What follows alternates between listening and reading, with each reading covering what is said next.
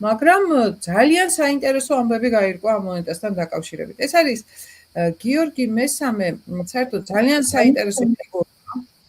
ძალიან საინტერესო ესეთი ავტორიტარი, აი საშინელი ავტორიტარი, რომელიც მოვიდა ტახტზე არასწორი გზით, უზურპაციის გზით, იმიტომ რომ არ ეკუთვნოდა მას არანაირად, მაგრამ ისეთი სახელმწიფო შექმნა, რომ უბატონოდ ხმას ვერ იღებდა, იმიტომ რომ ვინც ამოიღო ხმა, რა მდგომარეობაში ჩააგდო, კარგად მოგეხსენებათ დევნას ამბები, მაგრამ ის ბოლომდე ცდილობდა, ის იყო რაღაცნაირად ძალიან ისეთი ყველანაირი ნაბიჯით ცდილობს, რომ ასე ვთქვათ, თავისი ძლევამოსილება აჩვენოს.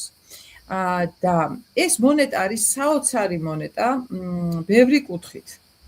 ჯერ ერთი იმ მოკლე სიიდან, რომელიც ქართულ ნუმიზმატიკაში გვაქვს პორტრეტული სახეების, ანუ ძალიან ცოტა მონეტა გვაქვს, რომელზედაც მეფეები პორტრეტულად არიან, მეფეების პორტრეტია გამოსახული, მათ შორის არის ეს გიორგი მესამე და ძალიან მნიშვნელოვანი არის ერთი ფაქტი. გიორგი მესამის ფრესკები გვაქვს რამდენიმე.